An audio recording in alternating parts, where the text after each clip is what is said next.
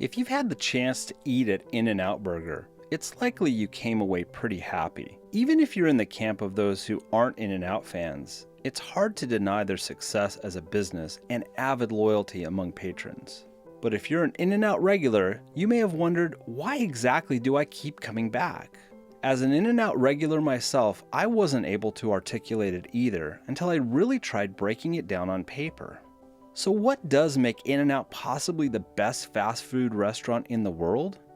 It turns out there are a number of things aside from the taste that all come together to create In-N-Out's winning formula.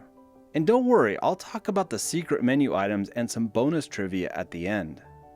I'm not sure about you, but I can't recall a time in over 20 years of going to In-N-Out that I have encountered an unhappy or unaccommodating employee. I have to think this is because In-N-Out pays their employees more than the average fast food worker. They also offer benefits like 401k plans, paid vacation, and even dental and vision coverage for both part and full-time employees, a rarity in the fast food industry indeed.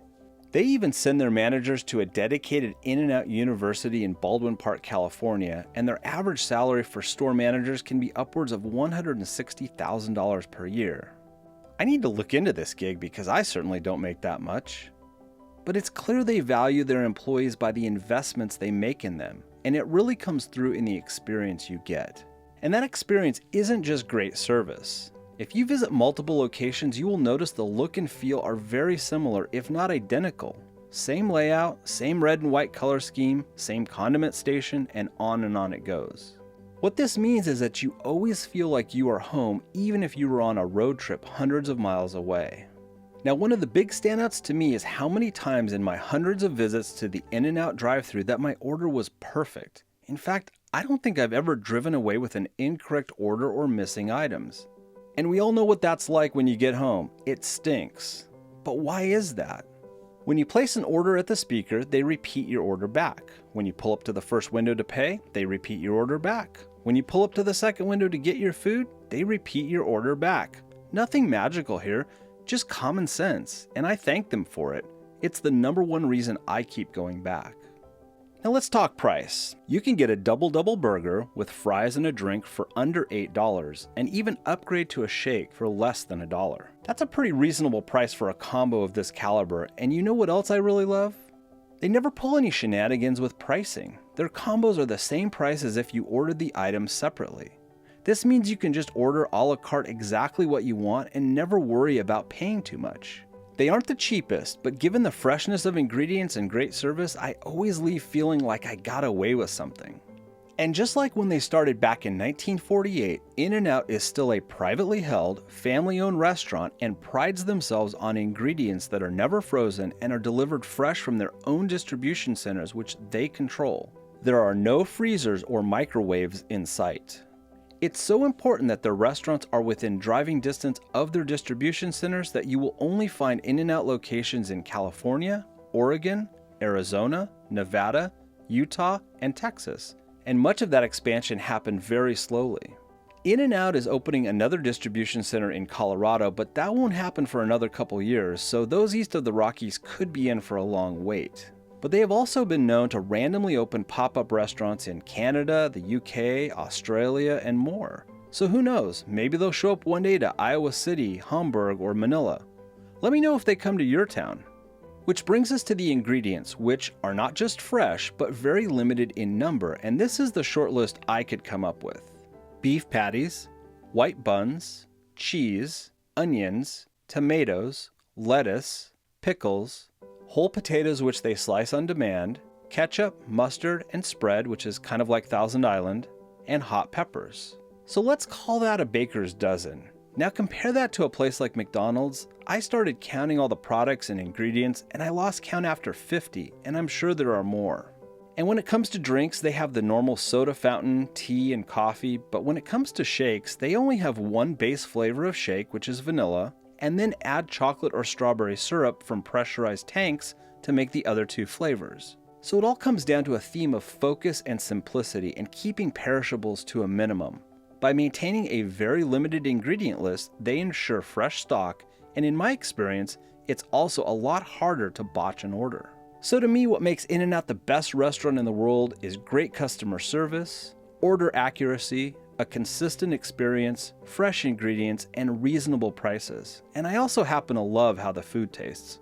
So before we get into the secret menu items and some fun In-N-Out trivia, what's your take on In-N-Out? Or are you a Five Guys, Whataburger, or Shake Shack fan? Sound off in the comments below, but keep it classy, okay? It's all just food that's bad for you. And also tell me what other video topics you might like to see on companies, history, food, or anything else really, and I'll consider it. This is 2-Bit History. Thanks for watching. Alright, so the In-N-Out secret menu.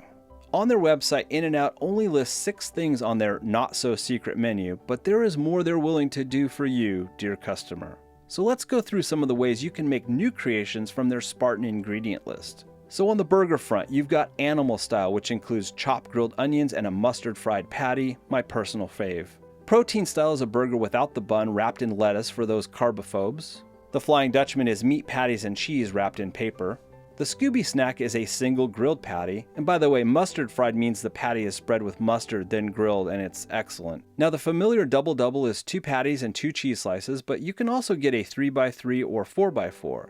You used to be able to get almost as many as you wanted, but then some jokers ordered a 100 by 100, and In-N-Out did make it for them, but later they limited it to a 4x6. That's 4 meat and 6 cheese slices. On to Potato Land, and I'll admit, the default In-N-Out fries aren't the best, but there are some ways you can change it up.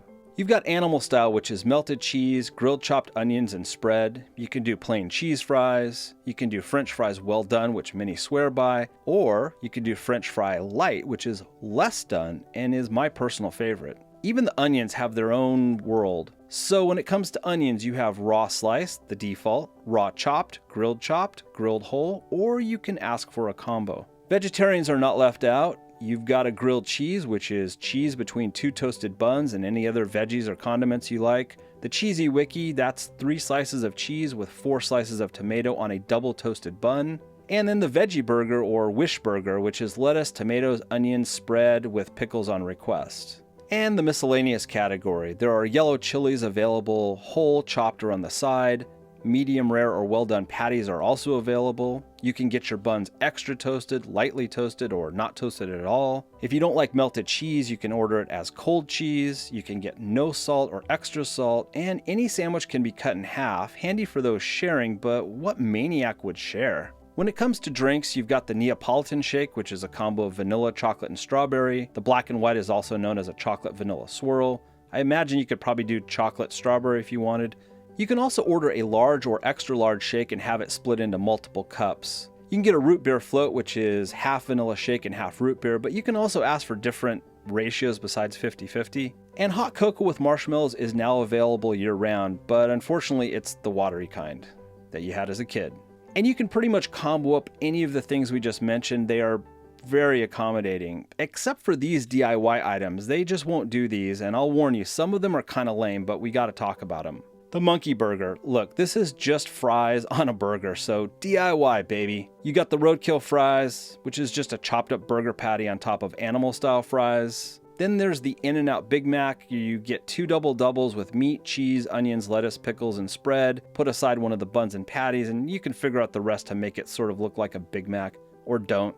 I told you these were lame. Now this last one is not lame, and I'm a big fan. It's lemon pepper fries. They'll provide the lemon wedges and pepper, and I'd recommend going fry light. You might just thank me later because it's mouth-wateringly delicious. Now, were there any secret menu items that I missed? Let me know in the comments. So now on to some random trivia. Did you know that back in the 80s, you often saw the youngsters driving around with a modified In-N-Out sticker? They were able to cut out some of the letters so it read In-N-Out Urge. Very funny. At some point, In-N-Out redesigned the stickers, denying the grunge generation of miscreants their hilarious hijinks. So sad. Now this really isn't trivia, but in case you missed it, there are some Bible quotes on cups, wrappers, and a couple other places. See if you can find all of them the next time you are there. Have you ever noticed they have 2 kinds of napkins? The cheaper kind they give from behind the counter, and the more luxurious ones you get from the condiment station? If you know why this is, let me know. It's been a mystery that I haven't been able to quite figure out. Now, In-N-Out has palm trees in some of their artwork, and most of the In-N-Out locations have actual crossed palm trees out front. Why is this? Well, some say it's supposed to have some relation to their Christian roots, but a more plausible explanation is that founder Harry Snyder got the idea from one of his favorite movies, It's a Mad, Mad, Mad, Mad World, where buried treasure is marked by crossed palm trees. I personally think the logo just represents Southern California really well and looks cool. Now, if you want some catering, In-N-Out also offers a truck for private events. They call it a cookout trailer, but it's only available in LA, Orange County, and limited parts of Ventura, San Bernardino, Riverside, and Dallas-Fort Worth. And sadly, they only offer burgers, fountain drinks, and chips. Sorry, no fries or shakes. And it costs a pretty penny, but aren't you worth it? And for those with kids, hot chocolate is free for children under 12 on rainy days. So you cheap parents can hit up the Costco samples first and then head over to In-N-Out for some cocoa afterward, fully gratis. You're welcome. And if you've made it this far, you are my personal hero. If you'd like to be a support superstar, hit that subscribe button or become a patron. And again, thank you so much for watching.